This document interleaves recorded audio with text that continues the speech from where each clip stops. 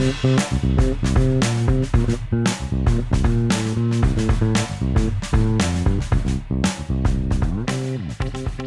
to Daily Variety, your daily dose of news and analysis for entertainment industry insiders.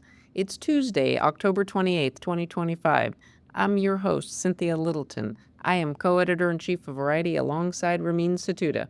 I'm in LA, he's in New York, and Variety has reporters around the world covering the business of entertainment.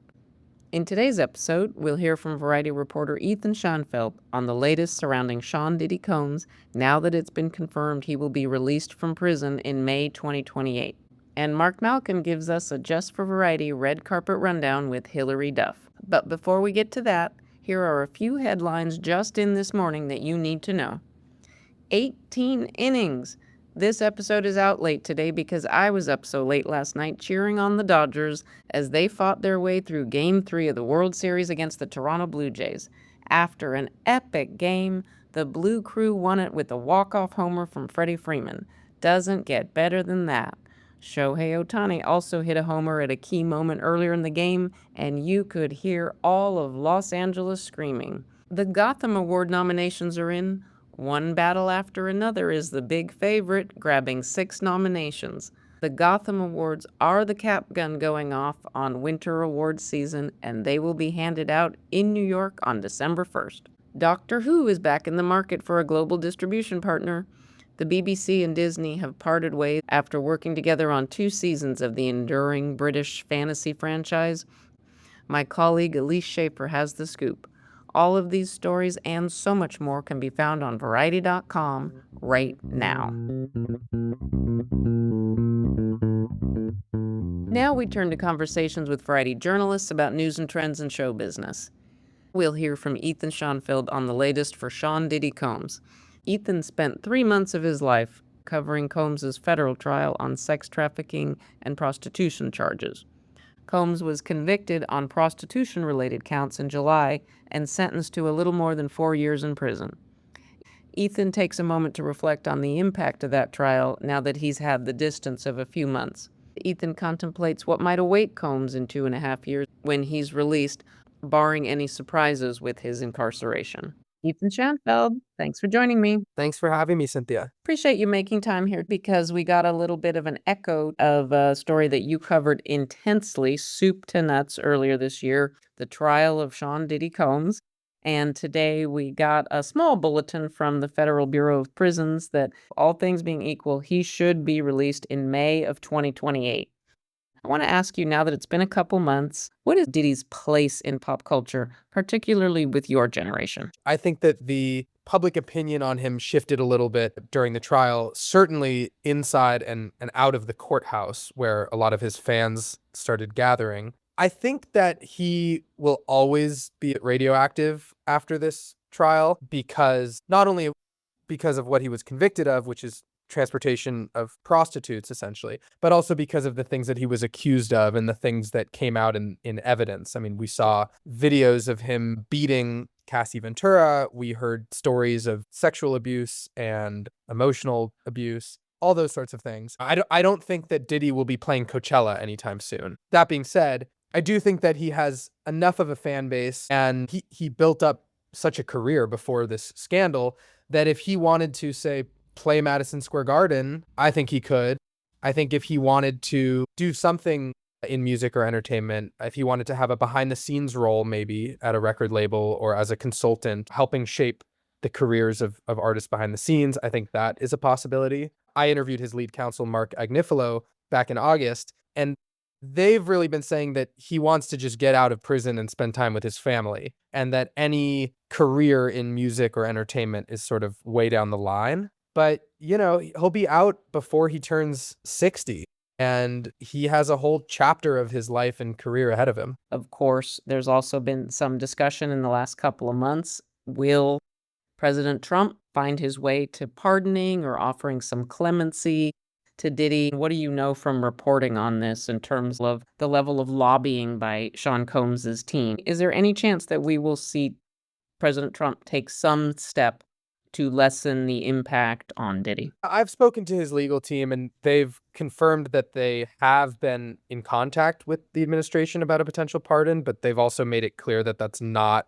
sort of a pillar of their legal strategy. I think it would be very surprising if Trump pardoned him. I don't see a benefit there for Trump, and Trump tends to grant clemency to people who have sort of pledged their allegiance to Trump. And while Diddy's tune might have changed while he's been behind bars, Diddy was not a Trump supporter beforehand, and Trump himself has made that clear in interviews with the press. That being said, with Trump, anything can happen at any time. We know that. Combs' legal team has already filed an appeal to the sentencing.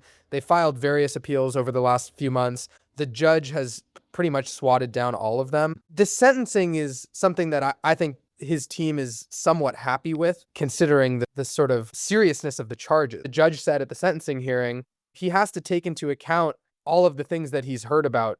Even though the sentencing is not on the charges that he was acquitted of, there are still things, such as the video of him beating Cassie Ventura, that are relevant when it comes to sentencing, such as whether he's a danger to other people. And Cassie sent a letter to the judge essentially saying the same thing, that she's scared of potential repercussions. Let me close by asking you, Ethan, I know you're not a lawyer. I know you've read a lot of commentary about the entirety of the case and the legal ramifications.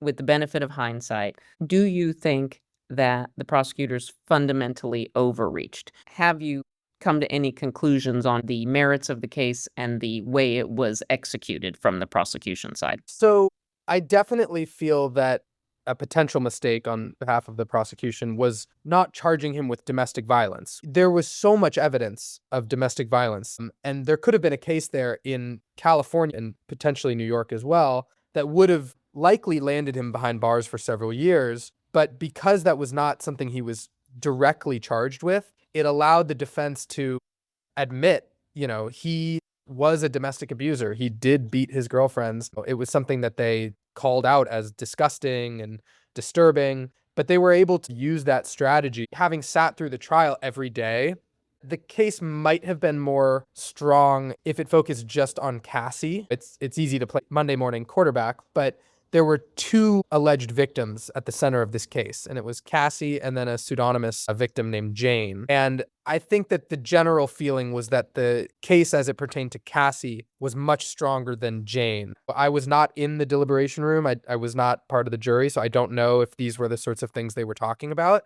But I would not be surprised if the murkiness of the Jane side might have bled into their feelings about the sex trafficking charges in general. Interesting. Well, Ethan, as I said, you are not a lawyer, but you are, as of today, nominated for Online Journalist of the Year by the Los Angeles Press Club at their National Arts and Entertainment Awards. No one is more deserving of this nomination, and I am going to be rooting for you with everything we have. Your work on the Diddy trial that definitely distinguished you and certainly helped you get that nomination. So congrats to you. Thanks for doing the hard work and pounding the pavement. Thanks, Cynthia.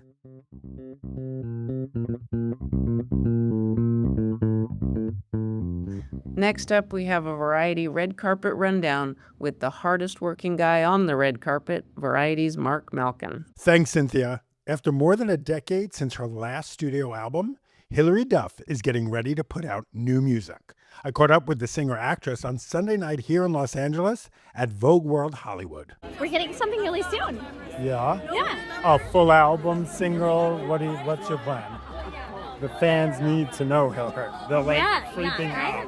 I have been hard at work in the studio with my husband and a few other amazingly talented people, and they're gonna hear something so soon, like in the blink of an eye. Duff, who released her fifth studio album, Breathe In, Breathe Out, in June 2015, said she had always planned on getting back into the studio. I always knew I was going to return to music, and I just needed to feel safe, and I just needed to have the right people in my corner and be like absolutely 100% ready. I needed 10 years of life under my belt.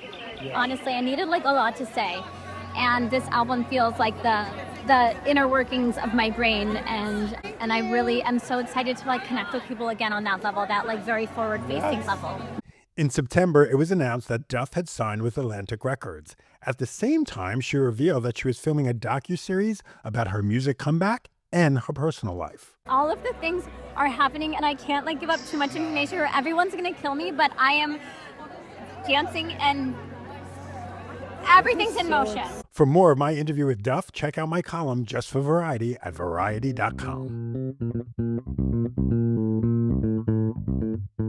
As we close out today's episode, here's a few things we're watching for. Actually, there's really only one thing on my radar, and that is Variety's Power of Women event in Beverly Hills tomorrow night, October 29th. We're looking forward to celebrating 5 great stars and dozens of senior female leaders in the entertainment industry. And on that note, some important news came from Variety this morning. Michelle Sobrino Stearns, Variety's longtime leader, CEO, and publisher, is stepping down after 28 years with our storied company. Michelle is making a big career shift. She's about to become a founder of a startup fashion brand. This is a huge milestone for Variety. Michelle's legacy is incredible, and it includes the Power of Women event that we are hosting on Wednesday. I have to express my gratitude because Michelle has been an amazing friend and supporter of me personally. With Michelle's departure, Dea Lawrence is stepping up from Chief Operating and Marketing Officer to Co-President and Publisher. My partner in journalism, Ramin Satuda, will take on a co-president role in addition to remaining co-EIC with me. Ramin will work with Dea to further grow Variety's reach and influence. We are all so lucky to lead this sui generis institution of journalism and Hollywood. Before we go, congrats to Amanda Cruz. She's been named Head of Business Development for Blumhouse Games. She joins the company from Devolver Digital, and before that, she worked for Lionsgate's Games Division.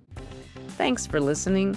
This episode was written and reported by me, Cynthia Littleton, with contributions from Ethan Shanfeld. Sticks, Nicks, Hick Picks. Please leave us a review at the podcast platform of your choice, and please tune in tomorrow for another episode of Daily Variety. And most definitely, go Dodgers.